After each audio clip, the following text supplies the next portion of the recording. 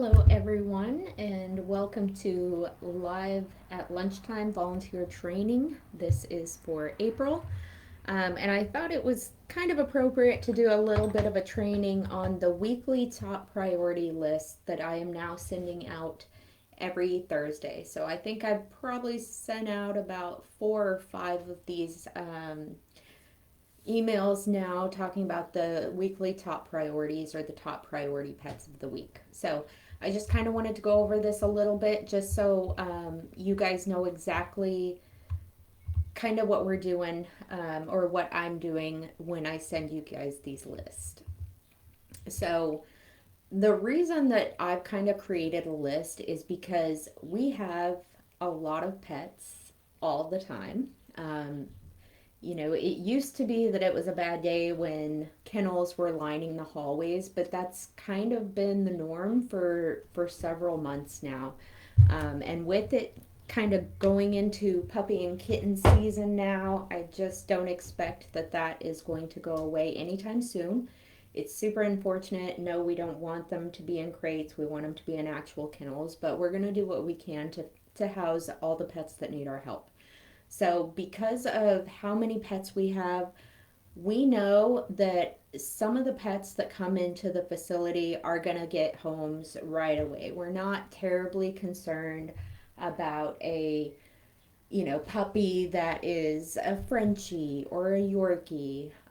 Any kind of popular breeds, especially small dog breeds, the younger they are, the better. We know that these guys are going to find homes. A lot of times, especially with small breeds, as soon as our website updates each day with the new intakes, if a popular small breed has come in, it's probably already gotten 50 plus applications of people who are interested in it. So that is not our top priority when it comes to where we need to put our focus. Okay.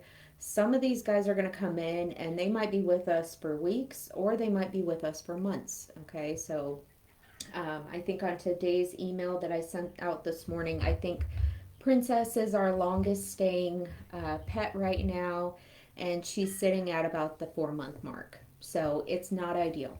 No pet that's born into this world deserves to live in confinement because somebody, took them into their home, wasn't able to take care of it, wasn't able to be responsible for it, whatever the situation was. No pet deserves that. They didn't ask for this. So, knowing that information, knowing that we could potentially see some staying for a really long time, this list that I'm sending out to you guys is going to be ones that we're either expecting them to have a long stay or they already have a long stay. They've already been with us for 30 days or more. So it allows me to give you guys a smaller portion of pets to focus on.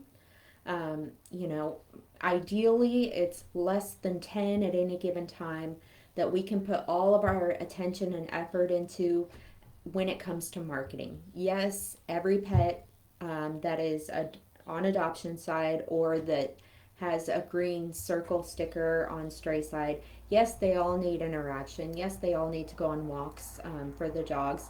But as far as marketing and really pushing these guys out into the community to be seen, I want that small group of pets that you guys can focus on so that they can get more attention and we can get them out of here.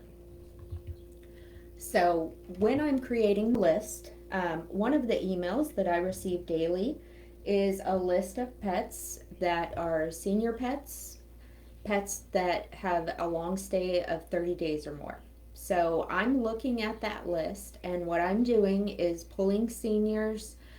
Those are the ones that are 7 years of age older. I'm pulling long stay pets that have been with us for 30 days or more. This is not going to include puppies or kittens. They, yes, might have a long stay. Some of them might have been with us for 45, 60 days, however long, but a lot of time that's because, especially with kittens, they might come in as a neonate, a bottle baby. And so there's nothing we can do but wait until they're big enough for spay and neuter and to get them out the door. By the time that rolls around, they're ready for their surgery, they usually already have reservations placed on them. And you guys have seen in the shelter what happens when there's kittens ready for adoption. One weekend, they're gone. So I'm not going to include puppies or kittens on this list unless it's a puppy that, 6 months old, no interest, been with us 30 days, housed in the facility for 30 days plus. So, other than that, I'm looking at these medium to large breed dogs. I'm looking for seniors, things like that. And of course, I'm focusing on ones that are housed in the adoption areas. The sooner we can get them out of an adoption kennel into a home, the sooner we can move someone else that's now going to become ready up into our adoption areas. So that is what I'm looking at when I pull the list, okay? I'm giving a very specific criteria just so I can provide you guys with a less overwhelming amount of pets to focus on from week to week. Now, I want to make this very clear that when I post the top priority list of the week, this is not me saying that these guys are going to be euthanized. No, they're not at risk. If a pet is at risk, which is pretty rare, honestly, we have very good luck with getting these guys out of the shelter. But if one is at risk for whatever reason, whether it's length of stay, they've been with us for 6 months, no interest, or I don't know, maybe their behavior is questionable, something like that. That will be posted on the HSNDA Facebook page, a request letting everyone know something's got to happen. We got to move this pet for whatever reason. Okay, that is not my department. I am not posting any such list for you guys. This is specifically ones that we just want to do more marketing on, okay? And again, when I say seniors, when I say long length of stay, 30 days plus, we know from experience which dogs are going to come in and they're going to have a long stay. It's going to be the seniors, and it's going to be certain breeds just because there are breed bans. Okay, so we can kind of predict it from experience. No, it doesn't mean they're bad pets for any reason. We're just looking at past experiences. We're learning from it. We know what to expect. Now we can focus on them and get them out of here as soon as possible. Okay? So, talking a little bit about senior pets, the issues that we kind of run in with senior pets, um, potential adopters, they're going to have concerns over, how much time will I have with this pet? Yes, we'll get some pets in that look like they have seen better days. We do have options for very, very old pets that we're worried might not have much longer. If they're in good health, we can put them into a hospice. That's a foster hospice situation where they just can rest and enjoy the rest of their time. If we're afraid that a dog that's 17 years old isn't going to have more than a year left, we don't have to euthanize. We can find a hospice situation if it's in good health, and we can let it relax. But do we want to adopt out? I mean, we can if the potential adopter is absolutely fine with that. But this kind of gives them another way out without having to worry as much. In case a potential adopter is not out there for them. So also, they might make assumptions about health problems. Not every senior pet is going to be full of health problems. Yeah, could be more likely depending on the breed, especially. We know that German Shepherds, Great Danes, they have hip problems. It's kind of inevitable. So yeah, there could be some breed associated. We can often tell just by giving them a good look over and watching how they're moving and things like that, if there's any arthritis issues, allergy issues, things like that. But honestly, I have adopted all my pets except for I think one as a senior, as far as dogs, and we have not had any issues. And I've had my oldest one for, I want to say 6 years now. Nope, 7 years this year. She's still hanging in there, barely, because she was old when I adopted her, but she's in there, okay? She's still functioning just fine. No major health concerns. So you can't always assume, is what I'm trying to say here. Another issue with senior pets is that a lot of people, when they come in, especially ones it seems that have young children in the home, they usually have a desire for a puppy or a kitten over an older or adult pet. Um, they want their kids to grow up with it. They want to have it specific to their household and know them more than anybody else. And that's fine. Um, to each their own. There's nothing wrong with that. But that information does help us, kind of plan ahead for these seniors. They might have misconceptions about training due to that old saying that you can't teach an old dog new tricks. Well, you actually can. So that is a myth. And then also energy level concerns. Maybe it's a super active household, or again, a household with children, and they want that energy. Maybe they want to have somebody that goes and runs with them in the evenings or in the mornings, go hiking with them, play with their kids, all of that thing. So, there's different things that are kind of lower our adoption pool for them depending on what the adopter is seeking. But some realities that come with the senior pet, they're usually already trained. Lower energy typically equals a calmer household. They're usually a lot more affectionate because less play focus, more cuddle focus. Very grateful and very loving to their owners. And they're great for first time pet owners, people who have really busy work schedules or school schedules, and also older adopters. Um, so they certainly shouldn't be dismissed, and these are great things to be able to share with people if you're taking an older dog out for a doggy day out, and people have some of these concerns about older dogs. You can now tell them some of the good things about having older pets. And you'll see I'm kind of focusing more and referring more to dogs in this situation, and that's simply because we've had very good luck with moving cats. So dogs are definitely the primary concern in this area because cats seem to be a lot easier to adopt out at this time. So more of a focus on dogs just because I don't have any long stay cats at this time. So for long stay pets, image is everything. I've told you guys so many times, like in orientations and stuff, most of these guys, they get seen online on the website before someone ever comes in to meet them.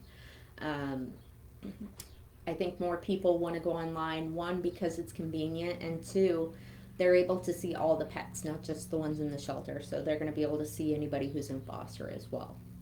So the better the photo, the more views these guys are going to get in person, the faster they can get out of the shelter. Second thing, behavior. So, one thing that we will commonly see in adoption dog is, we'll have a dog or a handful of dogs that are volunteer favorites, staff favorites. Everybody loves these dogs, they're amazing. However, in the kennel, you don't see that at all. They seem out of control.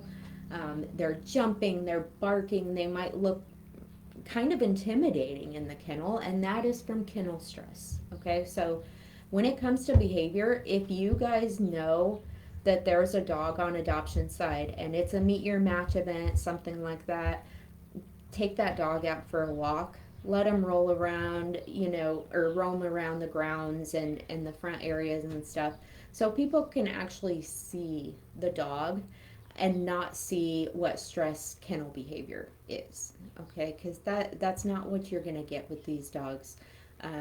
Outside of the kennel is far more accurate. So we will have some that are mouthy, they jump a lot, and we can work on those different behaviors. It takes a little bit of effort and a whole lot of treats, but we can get it done. Breed discrimination is very real. Um, Even in the shelter, we do have volunteers that are intimidated by larger dogs or certain breeds. And again, to each their own, that's fine.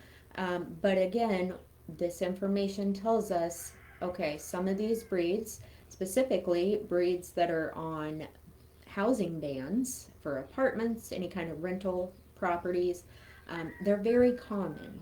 Okay, so using that information, now we know we have half the amount of doctors to work with at this point because it is a pit bull, a German Shepherd, a Rottweiler, whatever it is.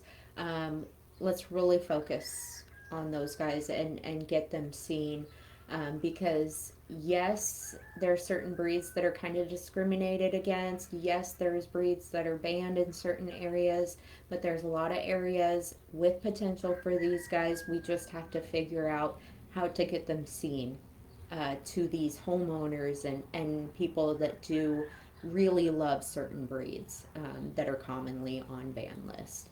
And then also for these long stays, mental stimulation is crucial. Okay, the longer these guys in there are in the kennel, the quicker their mind is going to decline. They are not much that different than a human. If you were in confinement all the time, you would start to lose it too. So they need lots of stimulation, whether that's walks, human interaction, playing games, fetch, tug of war, tossing treats out into a play yard, let them forage for it, anything to kind of get them moving, give them the affection and the human interaction they need, letting them interact with other dogs during pack walks, play groups, keeping them socialized. This is going to be the crucial point. Okay, we want to get this before 30 days, but if we're at that 30-day mark, it's time to really amp it up. Extra enrichment, extra socialization, just to make sure we keep them as mentally sound as possible while they wait for an adopter. So the plan with these guys, biggest thing, the thing I'm always talking about, photos and videos. Take lots of them. The QR code is the one that's on the pet personality forms. That is located right next to the sign-in sheet. It is taped on top of that shelf. So if you don't see it, there's probably a clipboard or something covering it. Just move that out of the way. There's also a sign located on the back of adoption dog door and adoption cat room, the cat boutiques. So those are everything, those photos. Now, our website does not allow us to upload videos, but you guys can still take videos. You can email those videos to me, or you can post them in the volunteer group, whatever you want to do. We can use those for marketing. Zach, the one that you guys are with, if you go to events, he is the one that does most of our social media posts, so he uses those videos when he starts making some um, marketing posts for any pup that we're trying to focus on or cat. So definitely photos, videos, but in addition to getting them to us, it's just as useful to post them to your own social media because HSNBA Facebook group, yes, there's a bubble of people that follow it, but when you guys post to yours, it extends the bubble, reaches more people. You never know when someone that you know that doesn't know about us is going to see somebody you posted, fall in love with them. That's their dream pet. They come on down and adopt them. That's our ultimate hope. The bios, again, with that QR code, you can just fill out a quick and easy pet form. It's all yes, no questions. Nothing is required on that. You just click the pet's name, check yes or no on anything that you do know about the pet. You don't have to guess. It's not going to keep you from submitting it just because you left something blank. So they're super quick and easy to use. My understanding is you can take a photo of that QR code, save it to your phone, and you can continue to click on that anytime you need to upload anybody's photos or bios. Social media blasts, of course, we do those for our pets on our social page. You guys can absolutely do them too. And then a big, huge one is doggy day outs for the dogs. not only does it give them a break outside of the kennel, it changes the environment, new things to see, new things to smell. It gets them seen by a whole lot more people out in the community. So not only are you promoting the pet and getting them seen, you're going to help other pets, because now when you have conversations out in public, you're not only really doing outreach for the shelter, you're talking about us, you're talking about our programs, where we're at, other pets we might have. You're really helping us extend our limits, reach more adopters, recruit more adopters. So you really can't go wrong with doggy day outs. In addition to just exposure to the community, you're going to get some great photos while you're out doing that, some great videos, stuff like that, and it's really fun. It's nice to be able to take a dog out for a couple days, or a couple, did I say days? A couple hours, or for the whole day, and just enjoy them without the commitment of having to be a pet owner. Especially if you're not allowed to have pets, or you already have other pets at home, whatever your situation is. You just can't really go wrong with it. It's going to be a good time.